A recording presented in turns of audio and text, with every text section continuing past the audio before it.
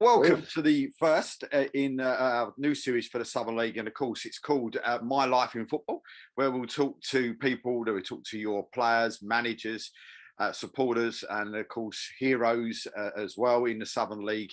And of course joining me every week will be Steve Whitney, of course. And Steve, welcome to the show. And today, and we said about heroes, well, one of my heroes and one of the nicest people I think I've ever met, not just in football, but personally, in the one and only Mr. Tony Gale. So welcome, Tony. Oh, cheers, Dave. Cheers, Steve. What a lovely intro and all. Thank you, mate. Should we finish there? We can't get any better than that. So, Tony, I mean, we've spoken loads of times before, but I mean, with the sort of name of the show, My Life in Football, I mean, where did sort of football all start for you? Oh, blimey. Here we go, mate. How long have you got? An hour, innit? No, so basically started at school playing and the Cubs. Remember the old Cub Scouts when you was in them? So I was centre forward for the Cub Scouts. The 60th we were, the 60th. They was the numbers of the Cubs, wasn't it? So I held the goal scoring record for the Cubs, scoring 10 goals in one game, actually. But then it wasn't till I had a trial with Fulham at 11. That's what you used to do rather than being recognised. My dad took me down there. My dad was a black taxi driver in London, and the guy who was sort of holding the trials for Fulham was also a taxi driver, but a coach at Fulham. So he knew him. So went down there. They liked the look of me. And to be honest, I was training with them for a couple of years, and they didn't start taking notice till I started making representative honours, really, because I was just one of a load of kids training. So I was I was sort of for the district, the school team, first of all, West London, Middlesex, Inner London, London, England, Southern England. And then all of a sudden, everybody wants to have a bit of you. But I loved it at Fulham and I stayed there. And that's where I signed apprentice forms. Were you still playing centre forward then, Tony? No, I dropped back by then, Steve. I was playing right back at representative football and a bit of midfield. And then at Fulham, that's when they put me in the back four. So, I was lucky. I was, I weren't lucky. I was good, actually. But it was like lucky and good. But at 16, I was called out of school to play for the reserves. No, 15. I was 15 and played for the reserves. 16, I was in the first team at Fulham. And 18, I was captain of the first team. So it was quite a steep rise, but I was very lucky. I had a manager that really believed in me called Bobby Campbell, who I'm eternally grateful to. Mm. How with this sort of like going for trials, and as you said, it's that sort of side of it's a lot different these days. But I mean, how did the parents feel? Still a really young lad and sort of going into that sort of scenario of a professional club or going into their youth system. I mean, was it a little bit like these days where you've got a situation where some of the parents feel a little bit agitated, shall we say, whether or not, and you see some of the players go into clubs at a young age and then they get dropped at a young age and stuff like that. Was there sort of any anxiety, that sort of side of it from yourself or maybe from your parents at that sort of early age? No, I never really got dropped, Dave. I was lucky enough. I was always good enough, so to speak. And my dad, as I said, was a taxi driver. So I would make my way to training, wherever it was, at Putney, Elliott School in Putney, at the end of Putney Hill. Or when it was in the summer, we used to train at where Wimbledon train now, at Richardson Evans, the KLG, and that was also a train and a bus ride away. And then my dad would turn up to training every single session, watch me train, and then he would drive me home in a cab. And that lasted all my football career. My dad never missed a match, honestly, never missed. I was so lucky. I saw so many talented kids that didn't really have the backing of parents. And it may have been what might have been for them. Do you know what I mean? But I've never suffered with backing. Not my parents weren't loaded with money, but they gave me more than that. They gave me my time. Even my mum, she hardly ever missed a game either. She'd give some linesmen some grief on the line. I'll tell you, she used to stand behind the linesman. So that weren't offside. What are you doing, silly old git? No, loved them being there. Before we go on to your sort of further career, do you feel that the system now where clubs take academy kids at 6, 5, 6, whatever, is better than it used to be. I mean, I'm the same era as you, and like yourself, I was spotted, inverted commas, and then went to trials, etc. So I didn't go through academy systems or whatever like yourself. Do you think the system is better now or not? The reason I ask is that I get lads now of 17, 18, 19 years of age. And to be honest, they're knackered by the time I get them. They've been playing for 10, 12 years. Yeah, I agree with. It was far easier then for us to play on the streets. So I would be what you call a street footballer, like down the yard, or we used to call it in the cage. There was a concrete cage on our estate, and you were playing with older kids. You'd be playing off the walls, 1-2s off the walls, and then we used to play. If it touches the walls, you had to roll it back in. We had organised leagues, just guys in the housing estates, and I was playing with kids older than myself. Now it's all structured, and they have to write down everything they do within a session. I know this from my son, who done academy training at Millwall, and he said, like, Dad, it drives you mad. You just have to log everything on an iPad or a laptop about what they've done in training. Whereas we was more natural, I would say. So you would find that there'd be a lot better footballers. And I do a lot of, I've been doing commentaries for the last 20 years. I think footballers were more talented then because they were street footballers. And we were hardened street footballers as well. So the kids now, like you were saying, Steve, I think it's too young, 6, 7, 8. No, just enjoy yourself. Go and play Sunday football. Go and play down the yard. But there's not really that type of people about now that organise that kind of stuff. You know what I mean? And with all the health and safety stuff and everything, it's a changing world, isn't it? So they've just evolved with the times, the football clubs, and they've got them doing all these organised things. But sometimes I think you can be coached too much. Yeah. People don't run with the ball now. Always in my days, there was great dribblers of the ball, wide players, wingers, even central midfield players, Oddle, Waddle, Alan Devonshire, Peter Barnes, everyone. You very rarely get people that run with the ball now. It's all pass. Right. It kind of gets coached out the kids, which is a little bit, and then when you go and watch a game, it's a little bit sterile. When there's, you go and watch a Premier League game like I do, and there's 20 passes from the kickoff before someone engages someone and there's a tackle. Well, as soon as the ball kicks off, turned last night's game off, Man City game, because it was just pass, sideways, backwards. There was nothing in the action areas. But it was just a case of attack against defence, wasn't it? Palace sitting back in their shape. Yeah, it's good tactically, but what it is so much of the football now is because there's a lot of analysis. Sometimes you get paralysis by analysis, and people are afraid to make a mistake because on a Monday morning they got to sit there and answer to that mistake. Whereas we were, to a certain extent, we were worried about how we played, not how the opposition played, but how we played. I think that made football a lot better then. But now it's how can we stop the opposition? How can I stop that individual opponent against me? So if I was playing against Dave on Saturday and we were both Premier League players, he'd know what I'd hit that morning. You know what I mean? And where I've been the night before, and how I jink on my right hand side, how I don't go to my left hand side, and in that after 55 minutes he starts lagging or something like that. It's all about stopping the opponent rather than being creative. I feel. I think how good we could have been on the pitches they have now.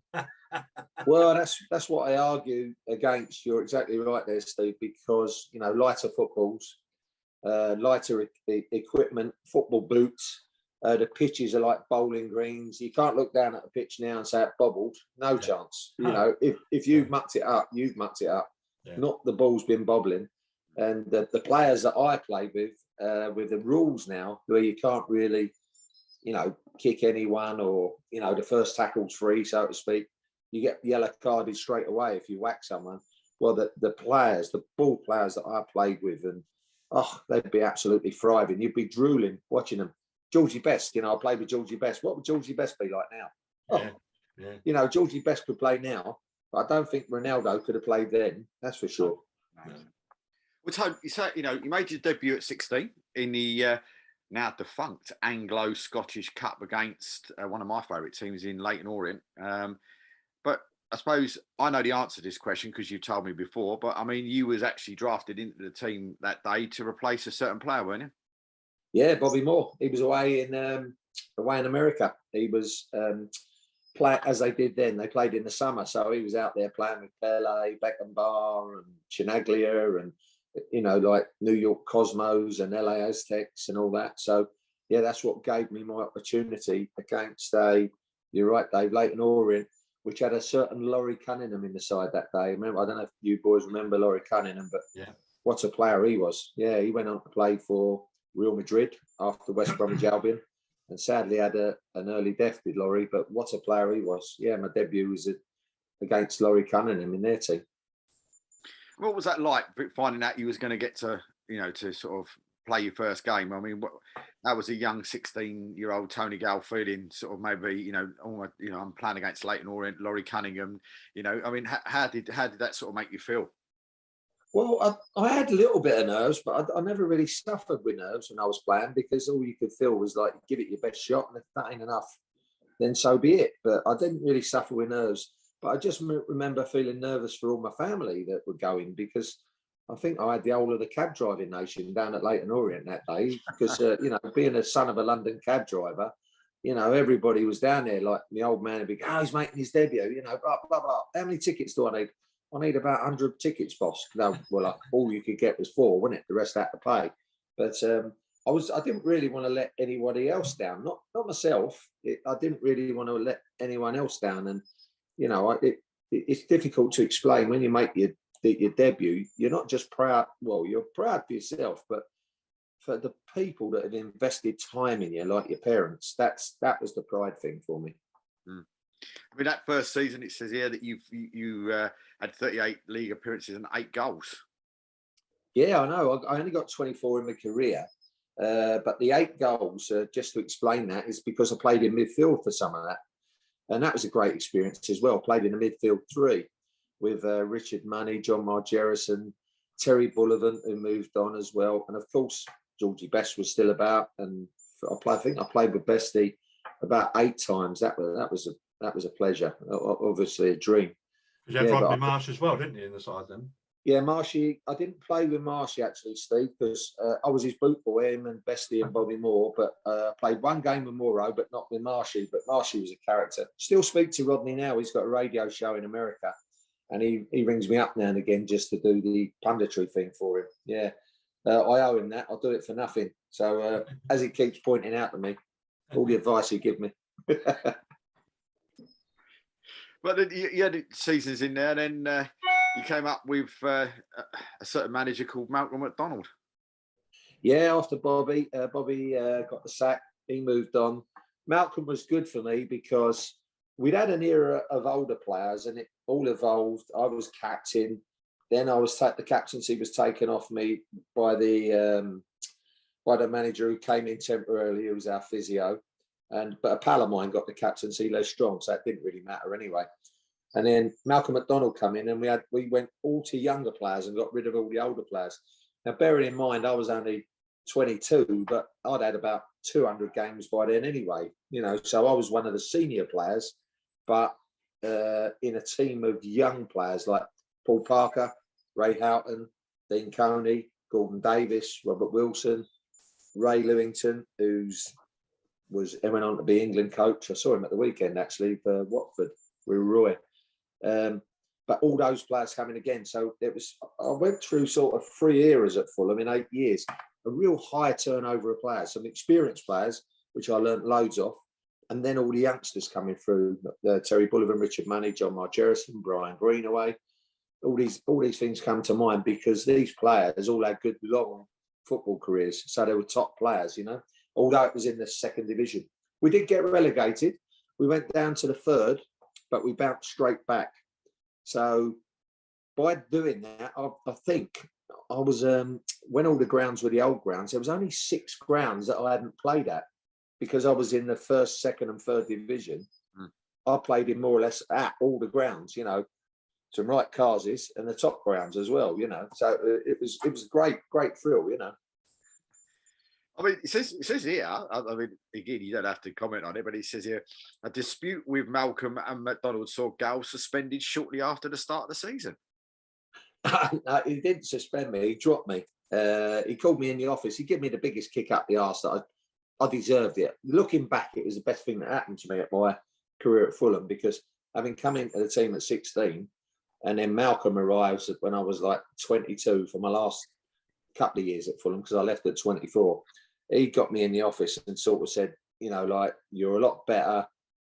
We should be getting more out of your ability. Kind of telling me that when I'm looking back on it now, you know, you're a young man who's got his feet under the table, get your finger out, because, you know, blah, blah, blah. And he got me in and he listed the things. He went, you're no good at this, you're no good at this, you're no good at this, you're no good at 6 things he listed. And I went, well, you might as well drop me. And he dropped me. So he dropped me for one game. They got beat and he put me back in again. So it was fine. But I really love Malcolm. He was top draw. Love him. Still see him now.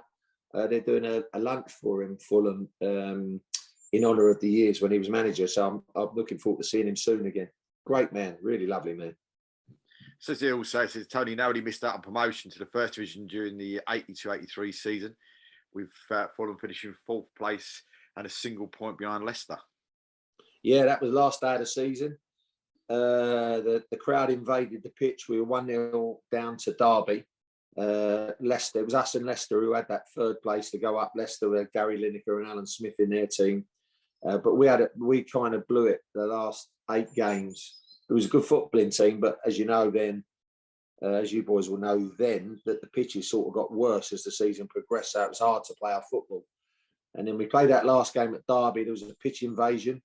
And the referee blew up for a free kick. They all came on the pitch thinking it was the end of the game. And in fact, there was 4 minutes left. That 4 minutes never got replayed. It was mad. One of the supporters came on and kicked our player. He was running down the line. Robert Wilson beat the fullback. He ran on and hacked him over. And it was like, it was nearly all off. Like, they was all ringing the pitches. They come over the barbed wire fences because Derby needed a win to stay up. And that was Brian Clough and Peter Taylor at the time. They needed a win to stay up. We needed the win to go up.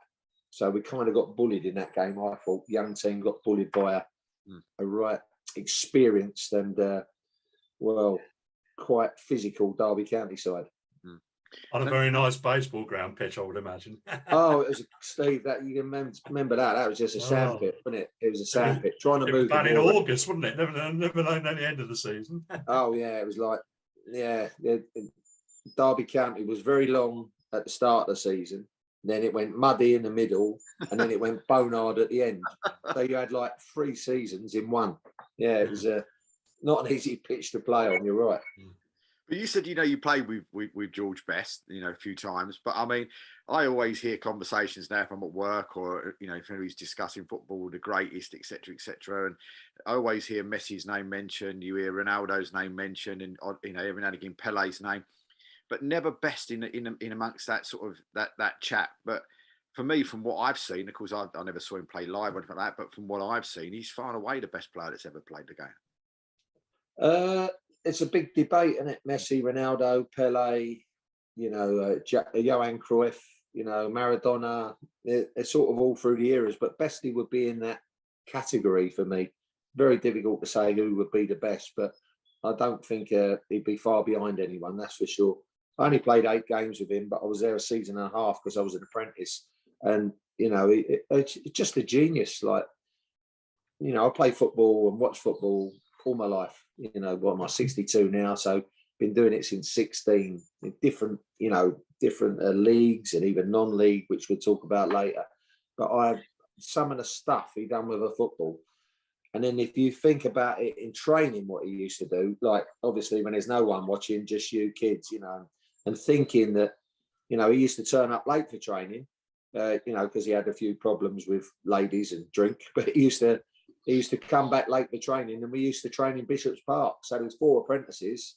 We'd be doing our chores. He'd come back and we was out in the park playing football, and there was all dogs poo on the pitch and jumpers for goalposts, but we're out in the park, Bishop's Park, ladies pushing prams about with Georgie Best out there having a training session. And at the time we thought, oh no, we've got to go out again, we're knackered. But who would moan now, thinking that you were out with one of the best players in the world? You know, even if he was hanging a bit from the night before. I had the greatest thing. I think the thing I ever did was I played against George Best once, 1986. He was playing for Ron Atkinson's All Stars against a Kettering. He brought an All Stars team to Kettering Town for a charity game. 2,500 there was there that day. It was great, and I was playing right back, and I was marking George Best. So you can imagine, he brought 2 minders and 3 girls with him that day.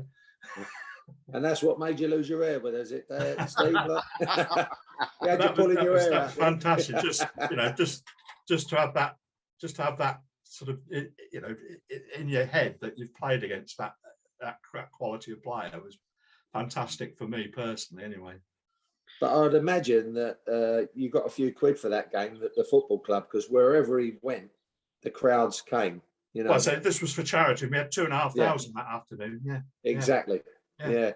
And that's what he used to do. You know, with Big Ron, he would have turned up for that one. But he used to play a load of those things on a Sunday, even when he was playing professional football. You know, everybody wanted a slice of him. Yeah. And to be fair to him, most of these charity things, he was there all the time. I keep seeing pictures of Bestie on a Sunday afternoon playing with, like, you know, non-league players or Sunday morning footballers, and everybody, even yourself, Steve, you know, that's a claim to fame. I'm talking about I played with him, you know, 8 times. You played against him once. Yeah. We wouldn't stop talking about it, would we? No, that's right. Absolutely. Yeah. He says in 1984, Tony completed a £200,000 transfer to West Ham United and went on to make 300 league appearances over a decade. How much would Tony Gale be worth now? About 100 grand a week. I could help out the non-league, couldn't I, Steve? I could sponsor it and everything. I sponsor it every week for you. Yeah. God, can you imagine earning the money that they do now? And, you know, the way I love non-league football, I'd definitely shovel part of my wages into non-league and say, like, this would be a help. There should be a way, like the tax man doing that for maybe professional footballers, that a part of their wage didn't get taxed and it went, bosh, over to the non-league or something like that. Because I'm sure, you know, like, they can't be that greedy that they all need 100, 200 grand a week. You know, a couple of grand a week from everyone. It's not a lot, is it, really? Like, in the grand scheme of things. No, but 84 off to West Ham, as you said, Dave, set by an independent tribunal, because I was one of the first ones whose contract had run out, and then it goes to an independent tribunal. So I think Fulham was demanding £1 million, but unfortunately didn't really offer me a rise, which they forgot to do in the rules. So West Ham kind of got me on the cheap at 200, because I think about 3 years previous, Brighton, who was in the first division then, had made a 600 grand bid, and that got knocked back. And then when I was 18, Liverpool came in for me and they knocked that back as well. So West Ham got me on the cheap. Yeah. So I mean, says you had a formidable partnership with Alvin Martin. Yeah, great player to play with. Very easy to form a relationship, because he was a good footballer. He was like myself. We both used to like bringing the ball out the back. So Alvin was more dominant than me. He was more of a centre back, whereas I used to play drop off behind him, so to speak. Not sweeper. We played alongside each other, but he liked to, you know, contest the first ball up, so to speak, and I would pick up the remains. But yeah, we had a good partnership on and off for 10 years, because Alvin suffered with a few injuries. But, you know, when in the games that we played together, I think West Ham achieved all their good results when we were playing together. And do you know, you, according to this, and again, I don't know if it's true, it's all Wikipedia, but it's saying that you've got a famous, but other than being sort of Tony Gale and being famous, that side of it, you've also in this Guinness Book of Records. Do you know what for? 1991, and a certain gentleman called Gary Crosby. Oh yeah. I'll get sent off. Yeah, yeah, get sent. Oh, cheers, Dave. Yeah, thank you. What are you, on the referees panel or something? Yeah. Yeah, got sent off. 1991. It was one of the first. I don't remember the ruling then. It was not professional foul, but you being last man, so to speak, rule came out on the Thursday, FA Cup semi-final on the Sunday, and Keith Hackett sent me off. But to this day, I'm convinced he just done it just to, be the first man to implement the rule, which was absolutely ridiculous, And everybody said it was a crap sending off. I mean, I played 720 games. I was booked 7 times, and that was the only time I was sent off. So I was hardly a hatchet man, or I was a Hackett man, not an hatchet man. Yeah, but he sent me off. Had me marching orders. Now the other, I thought when you said the Guinness Book of Records, I'm only one of 16 players in the history of football to have played over 300 games for 2 teams. So if you look at from the Premier League down to the 4th division in the history of football, or 1st division down to the 4th division, there's only 16 players, I think, who's played over 300 games for 2 teams. Yeah, there's another one for you, Dave. Should have done your own work, shouldn't you? And there's a third one.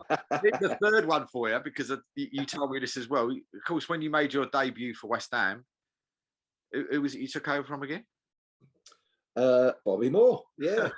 Well, not actually. Took over from Bonzo because Moreau had gone, obviously, to Fulham a few seasons before. But obviously, following Moreau all over the place, wasn't it? Like Bobby Fulham, Bobby West Ham, and then after football, Capital Gold Radio, where he was partner with Jonathan Pearce, and then I became partner with Jonathan Pearce, com and co-com. But quite a hard task following in that man's footsteps. But every time I met him, he was a gentleman. So, I mean, what was your most memorable sort of games and that for West Ham? In that season in 85-86, we missed the title on the last day. Liverpool beat us on the last Saturday to the title. Kenny Dalglish, who later became my manager, he was first year's player manager as Liverpool, and I don't know if you remember, they played at Chelsea and they won 1-0. Kenny got the winning goal, chest and volley into the far corner, and that beat us on the last Saturday of the season. So we had a great run at it. That West Ham team was probably better than the Blackburn team that I played in that won the league. It was a great team to watch, really good creative football, some super players all around the park. And the next season we had a good few injuries and couldn't cope really. But for that season, we had a good season. I think you could name the 13 players. Just, it was like that, I played all the games, all the 42 league games, all the cup games, all the League Cup, FA Cup, and I think Phil Parks did, Mark Wall did, and everybody else you'll find played about 38, 40. So it hardly ever changed the team. And that's what I find now when the players say they're tired, and I go, what a load of cobblers that is. Try and play like we did. We had a freeze off in the mid-season, and we were playing Tuesday, Thursday, Saturday, towards the end. And we weren't moaning. We actually got our best results because when the games come up and you're winning, it's terrific, isn't it? You only get tired when you're losing. Yeah. Was that John Lyle who signed you, or Ron Greenwood? No, you're right, Steve. It was John Lyle. Ron Greenwood had gone by then. So John was the best manager I played on in my career, because John ran everything from the football club at the bottom right up to the top. And he knew everyone's mum and dad's names, their kids' names, everything. Just so personable. But above all, like a proper man's man, didn't stand any crap or anything like that, but a really great football coach, all based on attacking play. I mean, just here then, you got to 93, and then you moved on 94 to Blackburn. I mean, what was that like going there? Was the money there then? The money come into the club at that stage with Jack, or was it? It had. They finished second the season before in the Premier League, hadn't they? At Man United, they finished runners up, and Kevin Moran had just retired, the old Man United centre half. So basically, it was a young squad at Blackburn who needed some experience in it. I'd finished. West Ham didn't offer me a contract after saying they were going to. They were going to give me a 2-year contract, but on my testimonial day, the last game I played for West Ham, and the Sunday after the Saturday, my testimonial day against Republic of Ireland, they said they weren't going to give me a contract. So it left me a bit in sort of shit street, So I then had to think, what am I doing now? So I was training all summer, hanging on. Could have gone to Japan, could have gone to America. because I was 34 years of age. And then 2 weeks before the season started, got a phone call from Ray Harford, who, funny enough, was my manager and coach at Fulham, and Kenny Dalglish. Could I come down, play at Parkhead against Celtic 2 weeks before the season started? I was fit because I was training with other clubs. I went down to Celtic, played against Celtic, and they said, right, we need an experienced man about, someone alongside Colin Hendry, and we had a young Ian Pearce at the time to try and bring him along. And then my first game, my debut, was in the Charity Shield. So I hadn't played at Wembley. I missed out with West Ham 3 semi-finals, 2 League Cups and 1 FA Cup. The sending off, which you mentioned, Dave. And then ended up playing at Wembley in my first game, Charity Shield. Yeah, we lost 2-0. Man United. It was Man United, yeah, who ran us so close for the title that season. And I mean, it says he made 15 appearances in the 94-95 Premier League winning campaign. I mean, what was that like, though? You know, playing in there, as you say, helping out maybe some of the youngsters and being that sort of older pro in that team to sort of help them through. Yeah, I played right up to New Year's Day, I think. That was my last game. And then there was other clubs who come in for me. Middlesbrough, Brian Robson was manager then. They came in, and a couple of other clubs. And reportedly, West Ham had come back in for me, which was like crazy considering that they let me go, but they'd had injury problems. But Kenny said, I'd like you to stay. He said, you won't be playing really in the second half of the season unless we get a few injuries, but I want you to stay. I want you to be at every game. I want you to help out the coaching on the training field with Ray Harford and sort of help out the younger lads and be in and around the squad for every game. Because they needed those senior type people around. So now that was brilliant. I loved it. Absolutely loved it. So I had a chance of going, but thankfully I stayed and, got that medal that you're talking about. I think I played 20 games with the Cups. Yeah. So what was that like, that final day, though? Because I mean, we saw it on the TV the final day, and because it went really right down to the wire. I mean, what was that like, sitting on the bench down there, or sitting in the Yeah, I was sitting there right with Kenny, right behind Kenny, and I had the monitor to the side, and I was watching the West Ham game because they were playing Man United, and obviously it's all my mates, the West Ham team. I rung them up in the week and said, like, come on, you got to do us a favour here. And I think they was all in Spain the week before because they knew they survived already, and they was like, oh, good luck on that, Tone. We're all in Spain. I thought, oh, lovely, So we had to beat Liverpool. Turns out they came back from Spain and they was all relaxed. And my pal Ludo McCloskey, as he quite often tells me when I meet up with him, won me a Premier League medal. He says, I won you that Premier League medal. He had a blinder against Man United, absolute blinder. They couldn't score past him, and they drew the game, which was enough for us. Yeah. What was it like playing with Alan Shearer back then? Oh, Alan was our top player. People say about the best players you played with. And I always say, just go by the clubs I was at. Fulham was Georgie Best. West Ham was Alan Devonshire, who Dave knows from non-league. And Blackburn was Alan Shearer. 3 totally different players, but three great players. No, he's top man now. He was only 23 at the time when he won the league, but he'd also had come back from a cruciate injury, which people forget. He had at a young age. It sort of stopped his pace a bit, and he remodified his game. He's top draw, right, proper centre half, proper geezer.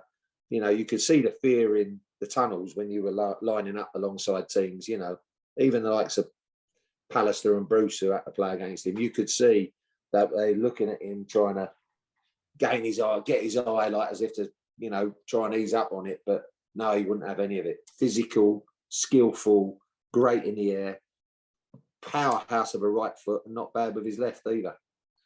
I mean, one of the things I remember with Shearer playing for Blackburn, I'm not sure if that was the Championship's winning season or not, but it was a game against Arsenal, and I remember him running down and going shoulder to shoulder with Lee Dixon and putting Dixon in the crowd. And I still remember it, and you think to yourself, would they have got away with that with VAR and all that this time round? Do you know what I mean? I think he put him in row Z. I think he just knocked him flying in the crowd. He was great. I mean, he was physical. He weren't dirty. Alan weren't dirty, but when you do get shoulder to shoulder with people, it is all about the timing. And he had perfect timing that you think you could go and get it. So as you would stretch for it, obviously your body's not taut and tight, is it, for the leaning into? And Alan would just show you a little bit of the ball and then lean into you, and boom, you would go flying. You know, he was so strong, so strong. He weren't that tall, but he was really good in the air. He was the only one. Well, not the only one. I've seen people do it, but regularly do it. He could shape his headers. He could put curl on his headers. So if it was coming in from that way, he'd head against the spin, or coming in from that way, head against the spin, and you could get like a curl on it. And you see it every day in training. It wasn't a fluke. You know, that requires perfect timing. Used to jump a fraction of a second earlier than, say, me, the centre back. And as you jumped, it's rather like a rugby line out, where you get that elevation off someone else jumping that little bit earlier. And he would hang and bang. Oh, honestly, terrific header of a ball. I mean, from there, you went on to Palace, and then on to Maidenhead as well. And I mean, but how did you, going into sort of non-league, how did you sort of get to the situation where we are today? We know with Walton Casuals. I mean, how did that sort of all come about? Well, Palace, I was there I played 3 games because I signed with a broken ankle, so I couldn't play. So Maidenhead, I played for 15 months with Alan. That's what gave me the non-league bug. Played with Alan, and in the meantime, I was sort of doing a career in radio, doing the midweek games with Capital Gold, and then in the end, I said, right, I've had enough. I'm going to go full time in radio when I was 38. But Maidenhead, honestly, we won our first cup. I can't remember what cup it was called, Barks and Burks or something like that. But they hadn't won a trophy for 8 years, and we brought them a trophy. Alan was manager, and he's still my best pal in football, Dev. And I was player coach. I loved it, and because he said, "Come down and play." And I thought, oh no, I know it's going to happen. I've been pro all my life. People were going to kick lumps at me and all that. But it weren't. It was like, someone knocked me over and I was, oh, sorry, Tony. Like there's a total respect for a pro that had come out the top level into non-league. Total respect. And that's what you love about non-league. And afterwards, training, game, you come in and have a pint, which I loved. It was a bit old-fashioned. It was a bit like how I started off in football, really. And then, of course, my cousin, after that, was playing for Walton Casuals. And then he started managing and then asked me to come and help. So I was coaching them in midweeks, going to games when I weren't doing Capital Gold stuff. And we got on promotion out the combined counties. And my boy was playing in the team as well. So my cousin managing it, my boy planning it, and me sort of assistant manager, really, helping him along in his early managerial career. Anthony went on to play the record amount, went on to play the record amount of games for Walton Casuals alongside Craig Lewington, who's Ray Lewington's son, and then became manager and I was always involved, as they called me director of football, but I was really chairman. But it weren't chairman till about 8 years ago, I think. But basically, all that means, Steve, Dave, is basically you're lumbered with raising all the money. That's what chairman means. You got to go and do all the functions. You got to make sure that the players get their expenses or wages at the end of the week. You got to make sure that the pitch is done. You got to do this. You got to do that, and gradually it gets more and more. But thankfully now I've got a great board of directors with me, about 5 or 6 really good friends, and we share it all. We're a well-run club. You said earlier there, Tony, about how much you enjoyed it when you were playing at Maidenhead. Don't you think it's a shame that these days more ex-pros, top pros, don't come down and play, at the end of their careers like they used to do? Yeah, I don't think they've got the love of the game like we probably had.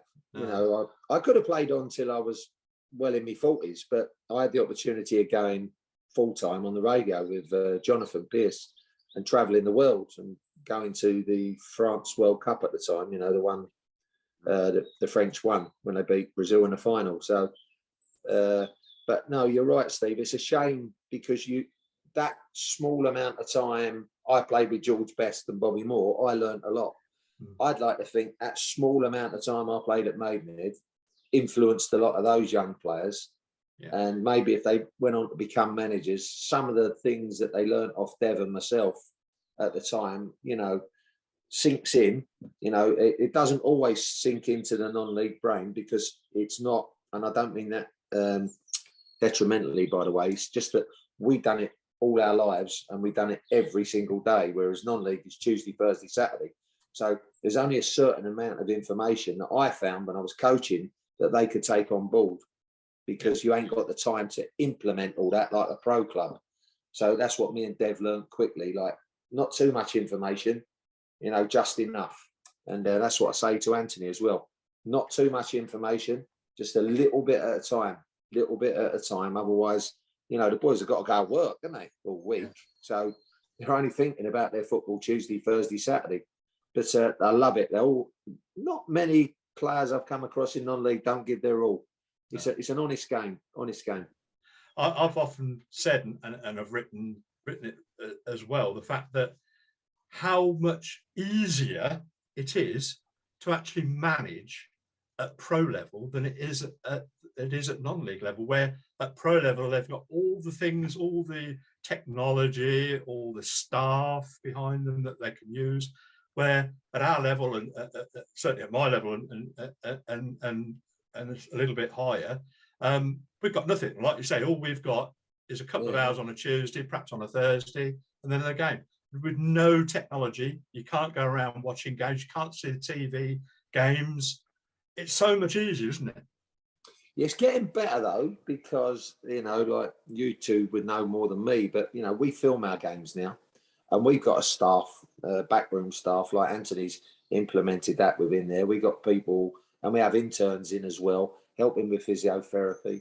There's not, you know, we got an academy at our club as well. Not only is it like you're giving something back with a football, but you're giving something back with physios, managers, coaches, analysts. They're all able to do this. And as I explained to the kids in the academy, it's not all about being a pro footballer. There are so many jobs in professional football now. If you don't make it as a pro, you could still work, you know, that West Ham staff, you know, my club and Fulham, they've probably got 100 strong behind the scenes. It's ridiculous. You're right, Steve. I mean, basically, we're social workers, aren't we? You know, that's what we are. You know, we look after all their problems and everything like that. But mate, you wouldn't want it any other way, would you? It's that divide between Sunday football to pro football, and then you're in the middle with non-league football. But the standards in non-league football are good, you know. And even if I've got a night off, I'll pop round the corner. I'm in Billericay now. I'll go round and probably watch Billericay at night against St Albans, you know. And I'll go and watch Chelmsford. I had a Saturday off for a change, no commentary game. So I went to watch Chelmsford at the weekend against Eastbourne, because we didn't have a game, walking casuals. But you become like Dave, you become a football holic, didn't you, mate? We become geeks. But so knowing what you're like, you know, we've you know, really sort of like helping as many people as you possibly can. You know, such a love. You know, as I said to you before at the very beginning, such a lovely guy. Do you actually, you know, give your wisdom to those kids in the academy? I mean, I would assume you do, and you go and speak to them, you know, a bit of pearls of wisdom. If you know, maybe if there's one there that might be, you know, maybe not doing what they could be doing, should we say, or whatever else, or having a few issues here or there. Is it like a little quiet word from yourself that sort of puts them on the right path, or shows them how to do it, and arm around the shoulder type thing? Yeah, I mean, there's not enough hours in the day to get there every day, and you know, I visit it a couple of times a month. But you just to see like smiles on faces, really. I mean, a lot of these kids are not going to get in our non-league team, let alone pro teams. But what they're doing is, and you'll appreciate this as well, they're getting an education. They're getting an education, and then 2 hours every day to play football. Now, they might be crap at it, or they might be good at football. But what we're giving them is an environment where they can, you know, do their BTEC level, which I would have done, actually. I wasn't the brightest in school. So I would have gone to an academy, done my BTECs, and then 2 hours every day, boom, I'm out on the training field. I'm having a run about and having a kick about with mates, and then in an organised league, the academy league that we play in. So when you go down there and we get kids travelling from East London over to us, every morning. I mean, that is a commitment. That is a commitment. And like when you go down there and their face lights up. I mean, we had the Deputy Prime Minister come down there a couple of months ago, Dominic Raab. He came down. He couldn't believe it. The kids. I'm not just talking about boys. I'm talking about girls, young girls playing in the academy as well. So it's not just about the first team, is it? A football club is not just about the first team. It's about, you boys do it. You're giving something back, aren't you? And I had mentors in my football career that I never forgot. A guy passed away about a year ago, and I done the eulogy at his funeral. Guy you wouldn't know, but he helped me at boys club level. And he probably told me as much as I got out of pro clubs. And he was the one that I could think about. Now, if one of those kids thought that about me, I'd die a happy man. I'd die a happy man. Not I've helped someone, someone who might have been on doing something wrong. They're playing football and they're doing this, that, and the other. And that's what this guy did. When we went to that funeral, there must have been 25 ex-players from the boys club, and we're all nearly 60. And he's helped them down the line. And you didn't know how much he helped them until we went to that funeral. How he helped them out with a few quid. Maybe some had problems with parents or things like that. But people like that just don't come along in life so much. So if I'm half or quarter the man that he was, Teddy Weston, I'll give him a mention. Then I'll be happy. Yeah. I think there's, Steve, one thing that sort of, it always stick in my head. And if anybody sort of mentions you, Tony, I always sort of say this story to them, about it. And I said, it's one of those things we've been doing that radio show with Keith now for sort of 10 years or so. And I remember one day we did a show, and I'm outside, and for some reason I'd got the day off the following day, which wasn't normally the case then. And I was outside just washing up, and all of a sudden my phone starts ringing. And of course, as these new iPhones do, they mention who it is who's on the phone. And the phone's telling me that Tony Gale's calling me. And I'm thinking, what is Tony Gale doing calling me? Do you know what I mean?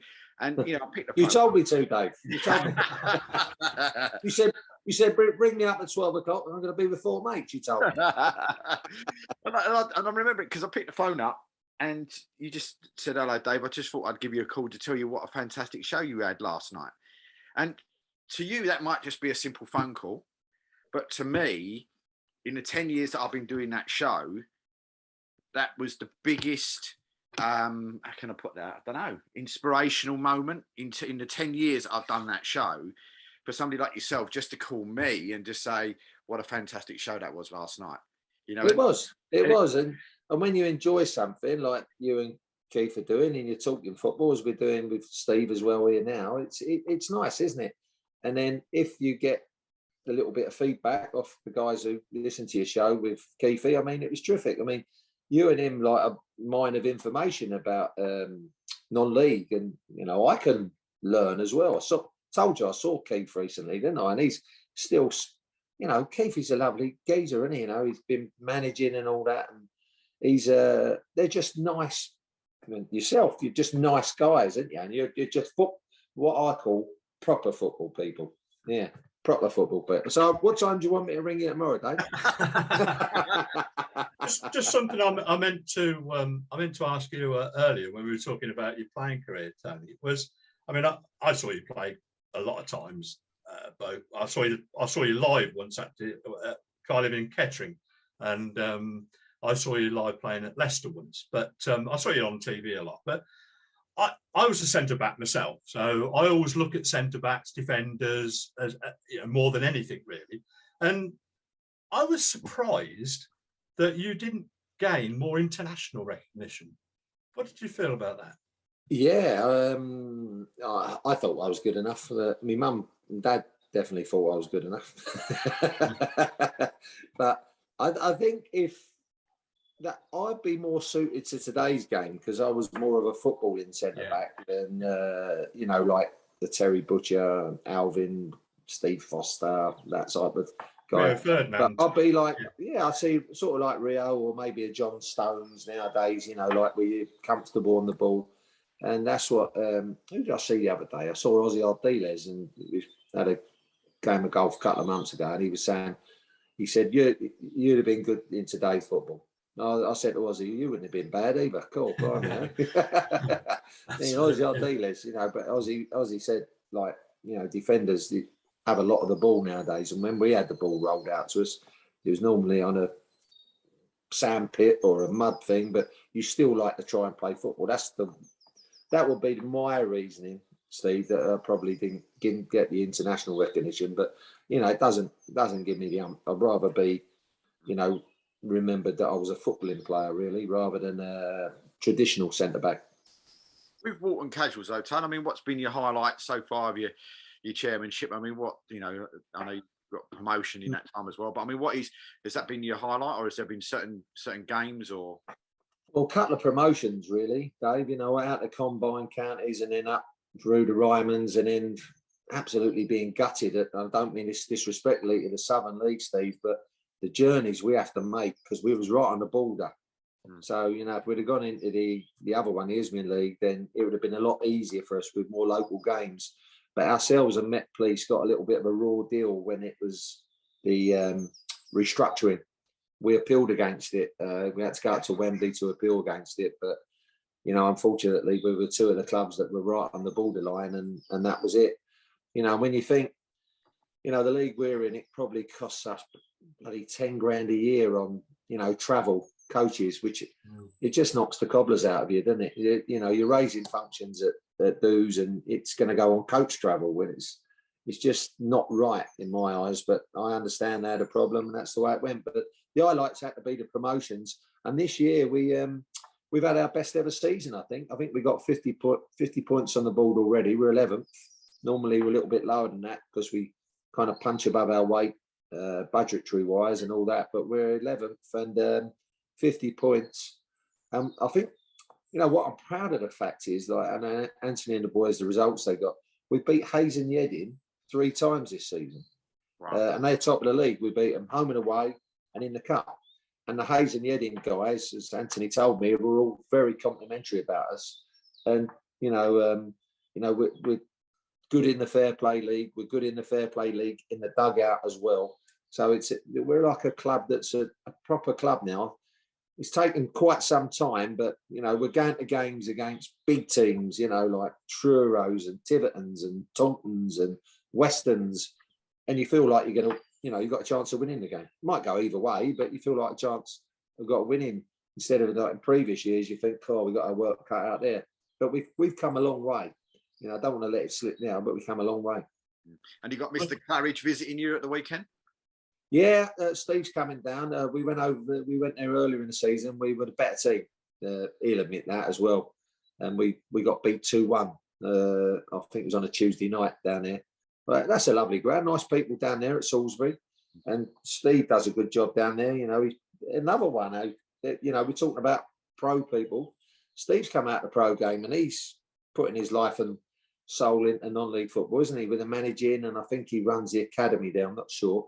I think he runs the academy there as well. So they're not having the best of seasons this season, but I think like everyone after that pandemic, they kind of overstretched themselves, and now they're realising they're cutting back as the season's gone on. You know what I mean? So I think they're in that little transition period. So I wish them well. And you got a nice little trip coming up soon as well, down to Plymouth. Down to Truro, yeah. I mean, I might swerve that one, Dave. Yeah, that'd have gone a few quid in my dad's cab, wouldn't it? Would have come to about 500 quid. This plane at Plymouth, you haven't got quite as far to go as you would have gone to Truro. Yeah, I do believe it's a bit closer, Steve, isn't it? But it was even a long way when I played at Plymouth a couple of times, and yeah, that is a long way down there. But no, they're a big team, aren't they? I mean, okay, look, I ain't moaning about it because we're in the league that we're in, but the lads will love playing at Truro because they came to us this season. I think they're the best footballing team we played, but they're not right up there at the moment. Difficult to understand why, but they're not up there at the moment. But I'm sure they might come with a late run. I mean, when you do your commentaries and stuff and that for radio and TV and that, I mean, are you and Walton Casuals are playing? Are you keeping a close eye on it like you used to see Gary Neville do for Salford and stuff like that? I mean, are you sort of keeping a real sort of close eye on it, or are you trying to concentrate on what you're doing in front of you? I'm concentrating, but I've got a goal alert on my phone. Yeah, like so. And sometimes I think when it's like you're doing a 3 o'clock kickoff, you just started your game, and then you see your phone going, you think, "Oh no, we ain't got one down, have we? Oh, God. Only 2 poxy minutes ago." Like, you know what I mean? And like, you press your phone, you have a look, and then one of my directors, Duncan, oh, 1-up, great goal. Like, you know, someone scored a goal, like blah blah blah, and you think, oh, your commentary picks up for a little while, doesn't it? You know, but you go one down, and it's like, oh, here we go. No, I try not to look at it. Actually, I'm so superstitious, so I try and not look at my phone till bang on 22.5 minutes in the game. Then I'll have a look at the score update, and then at half time, and then I'll ring up Duncan for a half-time report, and then 22.5 minutes into the second half, and then at the end. And if I miss it, because I'm commentating on mine, I think, oh no, I've gone past 22.5 minutes. We're going to be down. We ain't going to be up. It's like, it's one of them, you know. No, I love it. So, and the directors all give me a little update, and then straight after that, I'm down in the car after where I've been commentating. I'm on the phone to Anthony because he's my, you know, got to report into the chairman, ain't you, boys? You know, got to report to the chairman. You got to explain yourself. So where you 3G? Sorry, so you got a 3G pitch at Walton Casuals. How does that work for you? Yeah, love it. Love it. Non-league football, it's the way ahead. It's the way ahead. I mean, we play on some crap pitches, absolute crap. At least it's consistent all the way through the season. And what it does is it encourages a passing game, which we like to play, and Anthony encourages. So I love it. I wouldn't say at league level, because you've got the money then to, you know, implement like a Desu pitch, which is like a 4G or 3G pitch anyway, because they're so good. But at non-league level, yes, it's a yes. And anybody who moans about them pitches can't play football. No. You know, you can't play, if you can't play on a all-weather pitch, you can't play at all.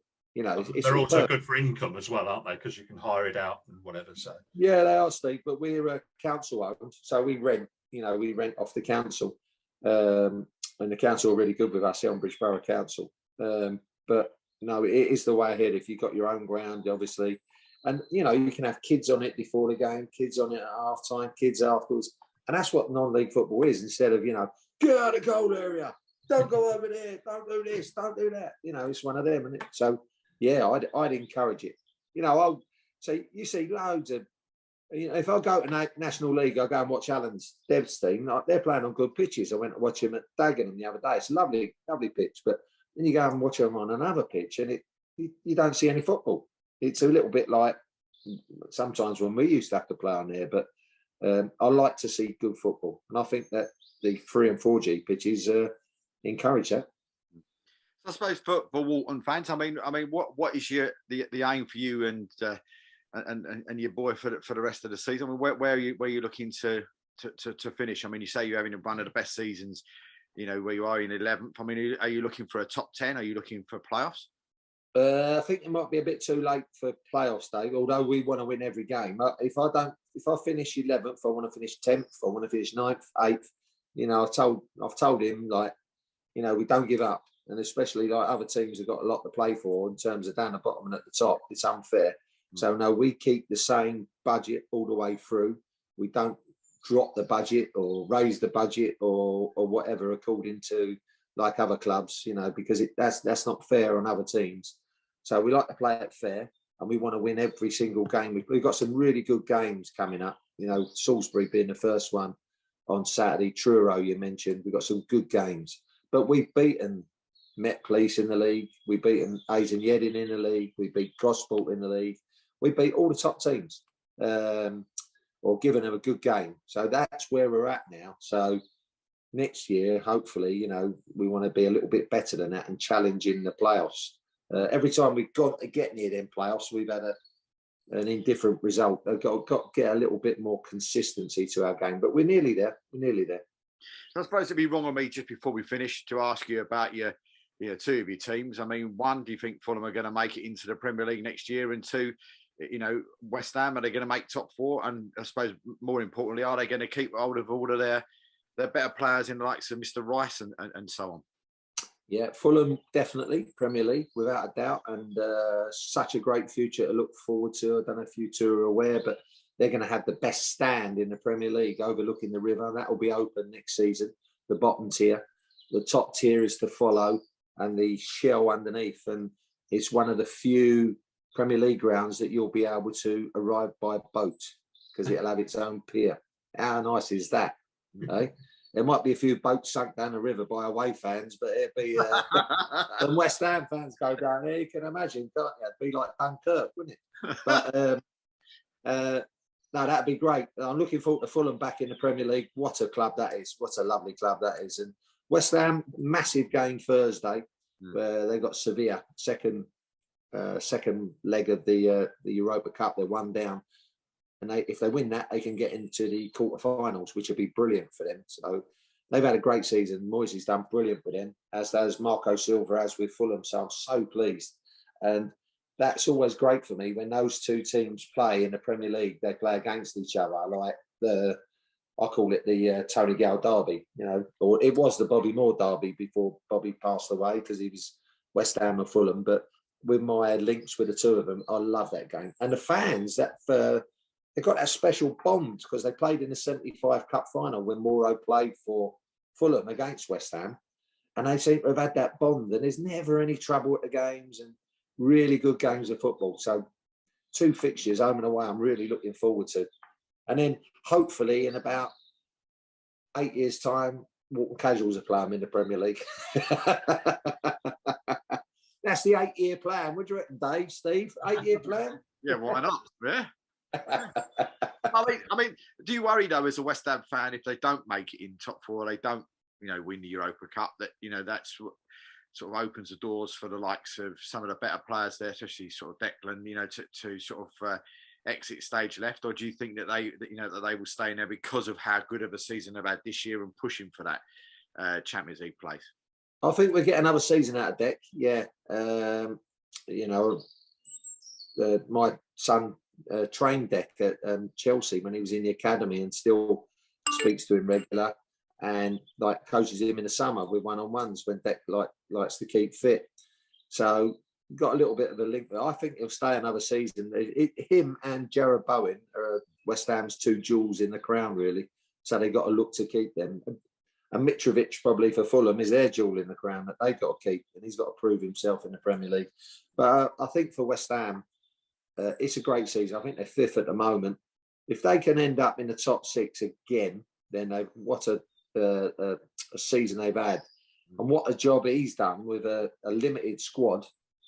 Only one centre forward on the books, and he ain't a real one. Antonio, he's a converted centre forward. So Moisey has done an incredible job down there. West Ham fans love him at the moment. It just shows you what Manchester United missed. Yeah, because he wasn't given time, Dave, was he? And he was obviously following Fergie, which was probably the most difficult job in the world. But I don't think anyone's done any better than David since they followed since then, have they? It was a difficult job. It was an end of an era. Sir Alex got out at the right time, reputation intact, and a wonderful man and a great football man. And but it's really difficult for people after that, isn't it? Absolutely. Tony, listen, time's run away from us. I'm really, thankful for you to coming on today. As I said, an absolute superstar and legend, and somebody that I see as one of my football heroes. And I thank you very, very much for doing what you've done for us here today, and wish you and Walton Casuals all the best for the rest of the season. Yeah, thank you, Steve, and thanks, Dave. And I'll give you a call at 12 o'clock tomorrow, mate. Magic, great stuff. Every day I'll ring you at 12 o'clock. Steve, it's just to wake him up. He's in bed. See you later, boys. Thank you. Bye. Good luck to the pair of you. Good luck, Steve. Cheers. And to you. Bye. We'll play you one day, hopefully. Not us coming down, you coming up. See you later. Yeah. Thanks.